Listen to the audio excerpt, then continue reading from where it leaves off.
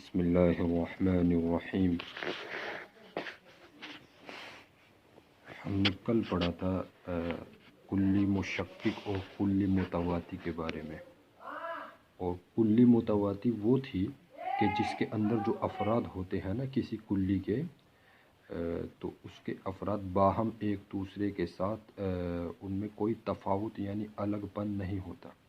جیسے انسان کا اطلاق جو ہے وہ ہر مرد پر ہوگا، ہر عورت پر ہوگا، جو بھی انسان ہے۔ تو انسان ایسا نہیں ہو سکتا کہ کوئی ایسا مرد ہو کہ جسے انسان نہ کہتے ہوں، بلکہ سب پر ہوگا۔ تو اس طرح کلی متواتی ہے۔ اور ایک کلی مشکک یہ تھا کہ جس کے جو افراد ہوں گے نا آپس میں باہم، وہ ایک دوسرے سے باہم جدا جدا ہوں گے۔ مطلب یہ ہے کہ نفس کلی تو وہ کلی ہوگی کلی مشکک، لیکن اس کے افراد میں کچھ نہ کچھ ڈفرینس ہوگا، یعنی کچھ نہ کچھ جدائی ہوگی آپس میں۔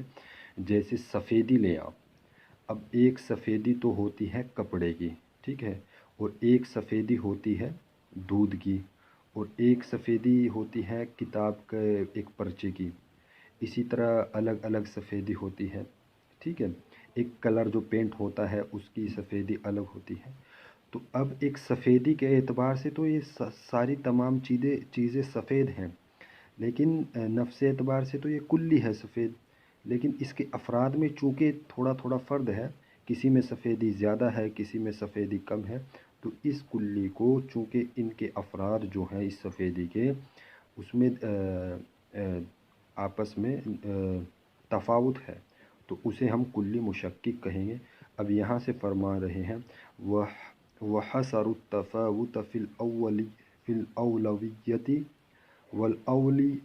وَالْأَوْلِيَّةِ وَالشِّدَّةِ وَالزِّيَادَةِ وَلَا تَشْكِيكَ فِي الْمَاهِيَّةِ وَلَا فِي الْعَوَارِضِ۔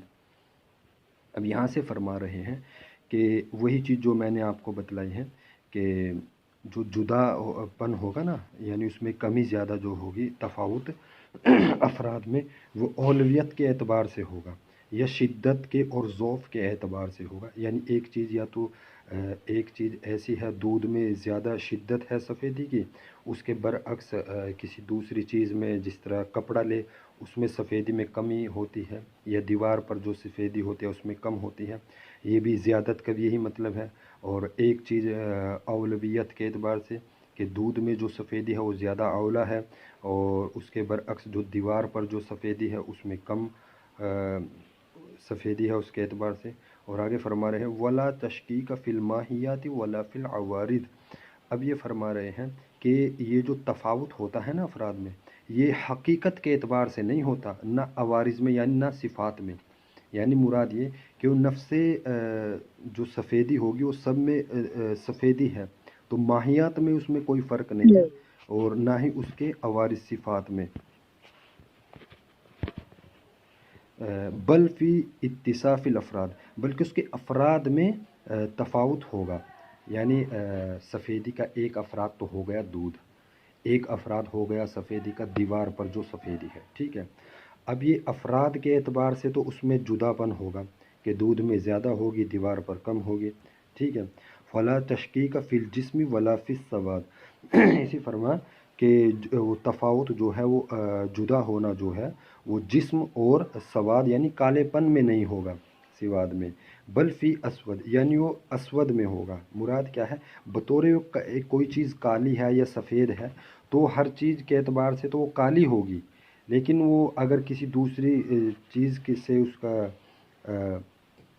اس کے افراد میں جب دیکھیں گے تب اس میں تفاوت ہوگا، نفس اعتبار سے وہ ایک ہی چیز ہوگی۔ وَمَعْنَا قَوْنُ أَحَدِ الْفَرْدِ أَشَدُّ مِنَ الْآخَرِ أَنَّهُ بِحَيْثُ يَنْتَزِعُ عَنْهُ الْعَقْلُ۔ اور فرمایا کہ معنی کہ قَوْنُ أَحَدِ الْفَرْدِ، کسی ایک فرد کا ہونا، أَشَدُّ مِنَ الْآخَرِ، دوسرے سے وہ زیادہ ہوگا، وہی چیز جو اوپر پڑا ہے، بحیث ینتزع عنہ العقل، اس حیثیت سے عقل اس کو جدا کرتی ہے۔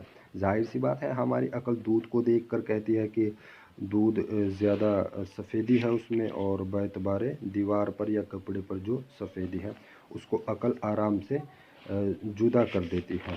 ٹھیک ہے، آگے فرمائے بمعونت العقلی امثال الاضعف، فرمایا کہ وہم اور عقل کے غور و فکر کرنے سے اضعف کی امثال دیکھ سکتے ہیں۔